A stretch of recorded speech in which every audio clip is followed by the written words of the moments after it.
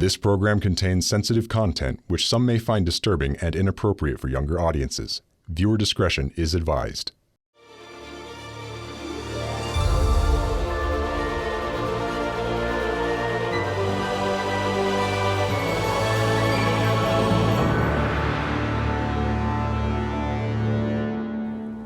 Hi, and welcome to Strategies for Strongholds. I'm your host, Pastor Ron Woolsey, and today we're going to be talking with Kezia Chisholm, one of our associates in Coming Out Ministries. She has an amazing story of her journey, and we're going to explore her journey into a new life with Christ and talk about the strategies that Kezia has used to break down these strongholds of addiction in her life. Before we talk further, let's have a word of prayer, Kezia. Heavenly Father, we thank you for this time that we can be together and talk about you and the wonderful things that you do in our lives and how you give us victory. And we pray that you will be with our discussion today, that you will be glorified and that many will be blessed. In Jesus' name we pray. Amen. Yeah, Kezia, I've known you now for the 3.5 years that you've worked with us in our ministry, and you just have an amazing story. And I'm reminded of Revelation 12:11 that tells us that we overcome the accuser of the brethren, Satan, by the blood of the Lamb and by the word of our testimony. And so we want to explore these strategies that have worked in your life to break down these strongholds of addiction, because you've had a life with some addictions. And I would like to start by having you just share a little bit about your childhood, your growing up, and to know how religion played a part in your early life. So I grew up in a two-parent household, and my mom was Filipina and my dad is Guyanese. And so I knew there was something distinctly different between my mom and dad, besides the quite obvious the skin color, but also the religion. So my mom grew up as an Adventist, and she didn't necessarily raise me as Adventist, and my dad, he was just a nominal Christian. And so when it came to the idea of God, God wasn't necessarily someone whom we would worship per se. If we had time, maybe we would go to church, but God wasn't necessarily a necessity for us. It was just more of a genie. If we had time, maybe we would come to him. So you were raised, I would say, like in the Christian culture, but the Christian faith was not really strong within your family and in your own early life, I suppose. Right. Were you real close as a family? How was your relationship with your parents, and did you have a better relationship with one over the other?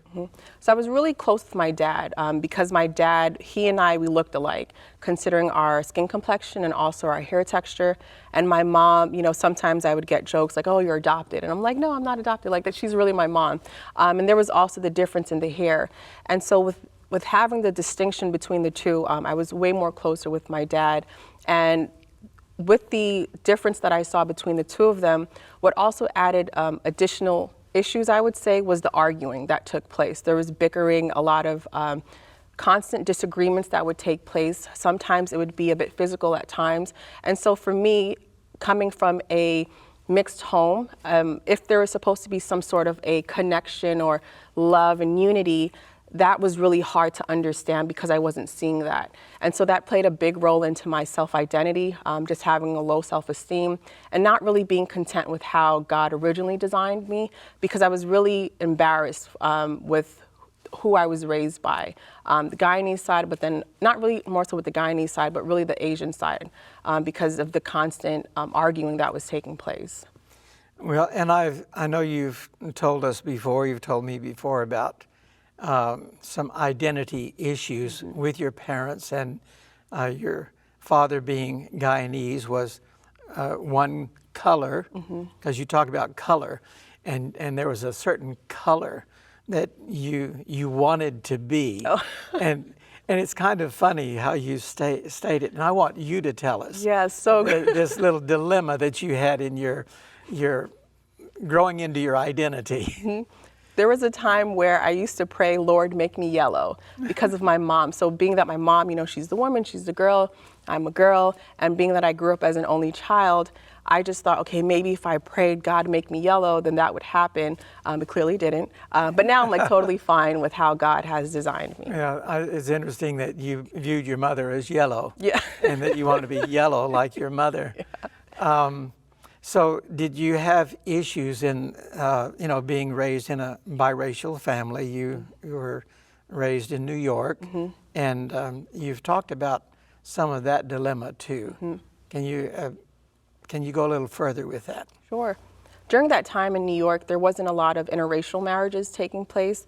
And like I had mentioned earlier, due to the constant bickering that was taking place at home, when it came to me in regards to my parents teaching me certain things, for example, let's say someone touches you inappropriately, you should say something. I wasn't raised with those values. And so when that situation occurred when I was around the age of 4 or 5, this had happened at school, and it was with another girl. So being that this was my first sexual encounter and it's with a girl, I just thought that this was just a form of play. And I didn't say anything. I didn't, you know, tell my parents. I just thought that, okay, the feelings that are arising right now, it's okay.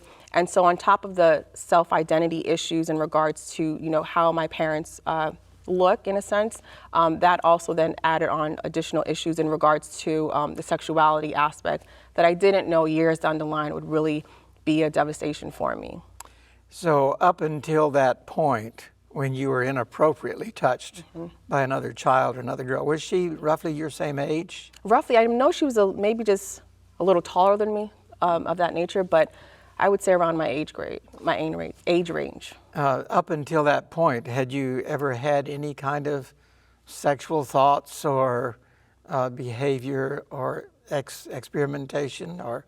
Yeah, not to my knowledge. I just knew that that moment was really significant, where it just began the spiral effect, in a sense. And it's interesting that you say that, because I was that same age when I was sexually molested by an older man. And up until that point, I never had any sexual thoughts. But from that day forward, I never lived a day without sexual thoughts. Yeah, it's crazy. Do you relate to that? Is that kind of what happened in your experience? Yeah, because even after that particular situation, maybe a few years later, there was another sexual encounter. And so for me, you know, when it came to sex now, it was just something that I was constantly craving, and especially from girls, because the second encounter was also with girls now. And so for me, I'm just thinking like, this is okay, this is natural. And, you know, at the time I was going to public school, so it's kind of a free-for-all in a sense. You have the peer pressures that are also occurring. So, you know, at home, I wasn't sharing anything that was going on. I wasn't told, you know, what you should do if something happens. And so this was just something I thought that was natural and just a form of play. So in essence, you were sexualized at a very early age. And you really didn't know how to process that, I suppose. Right. And how to handle that. And also, interestingly, what I'm hearing is you didn't really know how to tell anyone. Yeah. Did you tell your parents, or? No, they didn't know. And so even like, for example, when my parents ended divorcing, and when they divorced, that was really shattering for me. And I didn't even realize how in tune or how addicted I was already into sexual things, especially when it came to like porn or masturbation. And they divorced when I was 12. So now that my dad had left and I'm with my mom, who I mentioned earlier, like, you know, her and I, we briefly had some issues. Now it was magnified. With him leaving, the one that I was really closer to, now with my mom, who is transitioning into a single mother, you know, having to bear all of that, you know, having been married for, you know, close to 2 decades, transitioning to this new life, and it was really difficult for her. A question to go back to the not telling anyone. You didn't tell your parents. So in essence, you were left to sort this all out by yourself. Did that leave you with a lot of confusion? And I'm asking this because our experiences are such parallels, and I know what happened with me, and I'm wondering, did it leave you confused? And without talking to someone, you're having to kind of be your own therapist. how did that? Yeah, it's like an unhealthy therapist. Right. Yes. Right. It's like you're just trying to A therapist without any training. Yeah, just trying to fuel, some sort of a coping mechanism, right? Having some sort of an outlet. But I didn't realize how bad of a decision that wasn't, of course, until years later. But there definitely was a lot of confusion taking place, a lot of anger, frustration, but not really being able to identify what the real issue was. And why would you not tell your parents? Oh, I didn't know. I didn't think it was an issue. I wasn't Or you raised. didn't think it was an issue? Yeah, I didn't. I just thought this was a form of play. Yeah. Now that's different because for me, I didn't tell my parents because I felt guilty. Oh, I just okay. had a sense of guilt and shame when it happened to me, but that wasn't your experience. You just didn't. Yeah, I generally just thought it was okay. You didn't think anything about it. No. Yeah. Okay, and so then, as you were saying, your parents went through a divorce, and I know that really affected you. I know divorce is just a tragic, a traumatic experience for any child. So yeah, go ahead and elaborate more about that and how that affected you. Yeah, that was really a difficult time for me, and not really understanding why I was just so angry a lot of the time. Like I had mentioned, because now my dad left, the one I was really closer to, and I'm now with my mom who was going through this transition and just trying to really figure out her new position as a human being, but then also having to become the main breadwinner, having to now grieve the divorce, right? So there was just, or rather grieve the marriage. So there was just a lot taking place, and during that time I began to really bottle a lot of my emotions and not really understanding why I would do that, or rather I understood why later on, but during that time it was really just to finding a way to just wanting to escape a lot of the time from the reality. And so that was found through porn, through the masturbation, being promiscuous with both guys and girls at the time, a lot of suicidal thoughts, just being depressed and just really finding no value in living, and just kind of putting up this facade as if everything is okay. And especially when it came to the academics, my dad, he was really big with school. And coming from a Caribbean background, once he left, because typically growing up, he was the one that always helped me with my homework. So once he left, there was this big disconnect where I really could care less about the academics. So you had a big void in your life. Yeah. And, I've heard it stated that boys and girls, children have what they call like love cups, imaginary love cups, and they need to be filled by their parents, like one from their mothers and one from their fathers. If that love cup is not full, then it will be filled, or there will be at least an attempt to fill it in some other way, because of that void. And there's this urge to satisfy those longings and those needs. And so you're saying that you found escape, which is also a way of trying to fill up those voids through pornography. And masturbation and other encounters with other people. So at what age did all of that start? Around the age of 12, early teens. So right after the divorce? Yeah, around that time, yeah. Yeah, so the divorce really had a major powerful, impact. major impact on your life. Especially because my parents didn't tell me about it. It wasn't something of like, okay, hey Kay, let's prepare you for this. This is what's going to happen. So sometimes, I understand parents, they're consumed with their relation, their marriage, their divorce, and sometimes forgetting that you also have to tell the kids what's going on. Did you feel like you were divorced? Oh yeah, of course, yeah. That happens so often that the child feels like they're responsible. Did you go through all of that? I mean, you had to sort all of that out. Yeah, because, for a child, you're thinking, okay, if my parents conceived me in love and now they divorce, then what am I? And being that I was an only child, there's this kind of a conception where I'm just trying to figure out, so if they're divorced and they conceived me in that space, then I am no longer relevant. And so you're just carrying a lot of these emotions with no outlets and just really handling it in a really poor manner. So then you basically grew up with your mother, correct? And how long did you live with your mother before you were out on your own? Maybe until my early 20s, eventually just going to college just to escape, just try to get away from her because I was just really angry with her. I just wanted to escape. And so for those years, we're talking about at least 7 years or so, you developed some pretty serious strongholds of addiction, I understand, through the issues that you brought up. So that actually became a way of life for you, and continued on for through college and after graduation into a career. So that's not where you are today. No. By God's grace. Praise God. Yeah. So something happened. Let's explore that a little bit.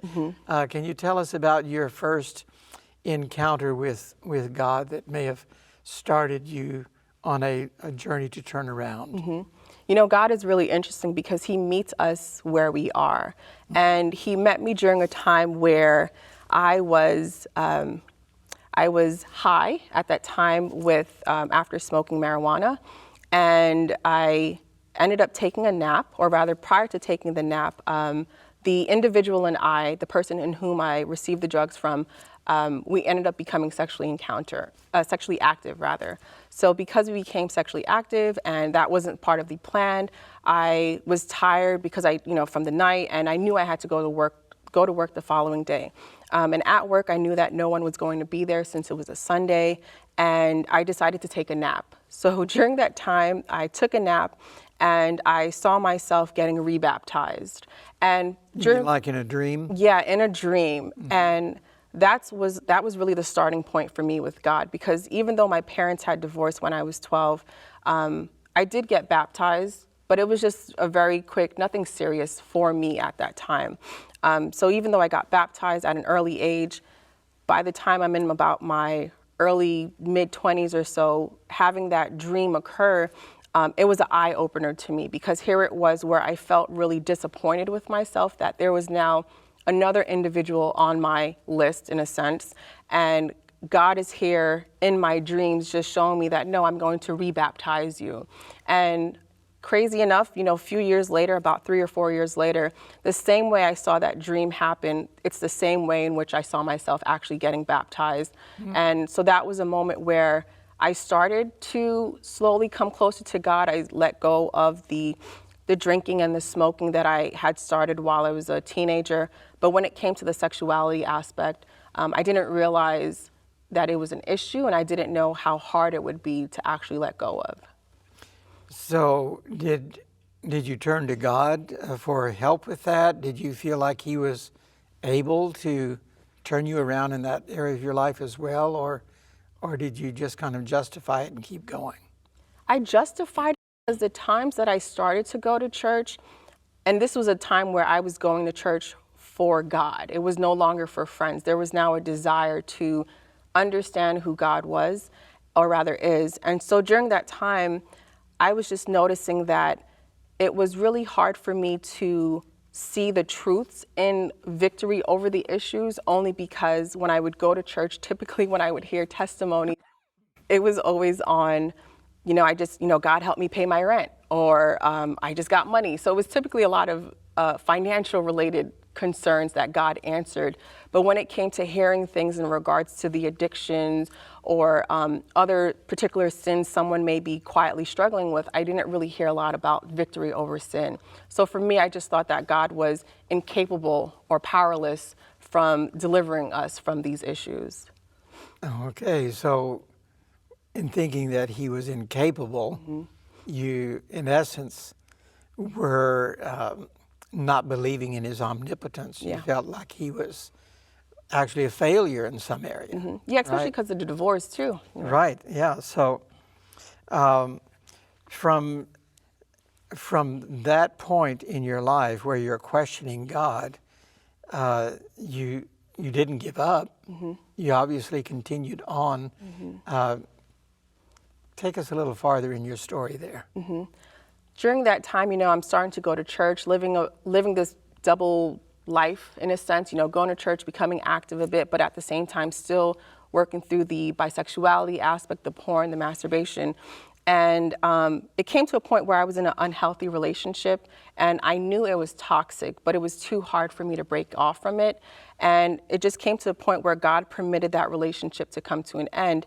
And with that relationship coming to an end, it just really felt like I was being abandoned again. So it was a bit of a repeat of my teenage years with my dad leaving. And so this was a time where I just felt really suicidal once again. And I remember coming across a sermon from Doug Batchelor, and he was just mentioning that, you know, if you're feeling suicidal, think about living your life one more year. So I thought, okay, one more year seems doable, right? I don't have to do 5 or 10, it's just one more year. And I just said, put it off, right? Yeah, I was just like, okay, one more year I can do. And I said, okay, if my life doesn't improve after the year, I could always just end my life there. So that was my plan. And so I became really intentional that following year in trying to do better with my singleness, with my walk with God. And that granted me the opportunity to go on mission trips. And one of those mission trips to Cuba. Before we go to Cuba. Yeah. And I love Cuba. Yes. But before we go there, when your relationship ended and you felt abandoned, did you feel rejected? Oh, of course, yeah. Because this is something that I like to ask people, because it seems to me that everyone I know that has really ever been involved in the gay issue has dealt with or deals with a perception of rejection. That rejection is something that really plagues that community. So you did have those issues. Yes. Okay, so tell us about Cuba. Yes. So Cuba was such a grand time. I didn't know all of which, you know, God would permit to happen. And it really threw me off because I came there knowing that I had these issues that I had, but I was still trying to do God's work. And so during that time, every morning we would come together as a group of about 18 people or so. We would have our morning devotions. And there was one person in particular that had mentioned that porn for them was their best friend. And so we're reading through a book called True Revival, and when the person had mentioned that, they were just kind of referencing, you know, how God had been victorious in their life, in the sense of porn was once their best friend, and they noticed that they had turned to porn anytime they were lonely, tired, or bored. So because of this one individual just being open about their past struggle, but now being victorious, it was an eye-opener for me to see that, wait, I have a problem, and I didn't realize that that's what it is in regards to porn is my best friend. Was that person someone I know? Yes, it is. Who is that person? That is Michael Carducci. Oh, I thought so. Yes. And that was kind of an introduction to Coming Out Ministries, wasn't it? Yes. Okay, so from that point, as you move forward, did you develop or discover and put into practice some strategies for overcoming those strongholds in your life? Eventually, because initially I was very defensive, even though, you know, I was starting to hear things in regards to porn being, you know, bad for you, masturbation, other sexualities as well. It just took me time, several months, close to a year, to really come to a point where I was willing to now surrender my heart to God and go through this process. Because initially, I had to realize that I had to really work on my relationship with God in regards to seeing Him as a God who brings comfort. Instead of going to the porn, the masturbation, sexual partners.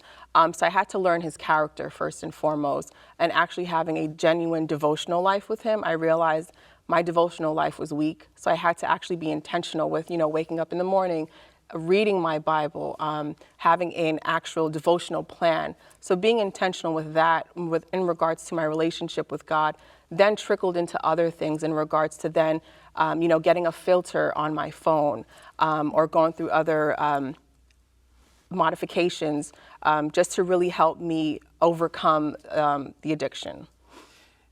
In looking back on all of that experience, you mentioned that there was a time where you felt that God was not able, He was incapable. That sticks in my mind, that He was incapable. But then looking back, do you see that maybe God was there all along, and He was being patient and gently leading you, and that He was there for you? Do you see a different picture of God now? Yes, for sure, because He's really been preparing me for today, I would say. Unfortunately, my dad passed away last year, and when it comes to grief, grief is such a difficult emotion to work through. And to know that I wasn't able to see him in a timely way, it just came to a point where I really had to be desperate to hear God's voice. And I was really happy, or rather am happy, that I have been learning of God as my comforter from before, and even now as God as my father. Well, and this has been a real journey for you. We've kind of gone through this journey with you, that your father passed away in the Philippines, and you were unable, you knew he was passing away, and you were unable to get the visa, I think, because of the pandemic that was going on. And this has been quite a struggle. Yeah, very, to go through. very much so. Right. But the good news is that you are going to be able to go soon. Yes. But your father passed away without your being able to see him. I know that was very traumatic. Very. But has the Lord been able to give you peace through all of that? By God's grace alone. Yeah, by God's grace, amen. He walks with us through the valleys, as well as across the peaks of our lives. He penetrates through the darkness. That's right, yeah. And we're very, very thankful that the Lord is there for those times that are out of our control. Have you, now that you have become a part of Coming Out Ministries, are there some really highlights? We have just maybe a minute that you could share some really highlights of that experience with Coming Out Ministries. The highlights have been really listening to other people's story, being a part of that opportunity just to hear their journeys and them being vulnerable enough to share it. It's been beautiful. All right. I think we get a lot of encouragement and affirmation and confirmation. And, we've talked before, and I know a lot about your story, but even today, as we've been talking today, I see even more the parallels in our own experiences, and your journey shows me as well that God is consistent. Yeah. He loves us. He's not willing that any should perish. He will do whatever it takes to get our attention. Literally. And to bring us across the finish line. He wants to spend eternity with all of us. And I'm very thankful to hear about your story. And we're just delighted that you're working with us in ministry. You're very powerful. You bring a very powerful dimension to our ministry that is much, much needed. So we want to just remember again that beautiful promise that we overcome by the blood of the Lamb and the word of our testimony. And thank you for sharing yours today. So join us again next time, friends, to hear more life-changing testimonies where Jesus offers strategies for your strongholds.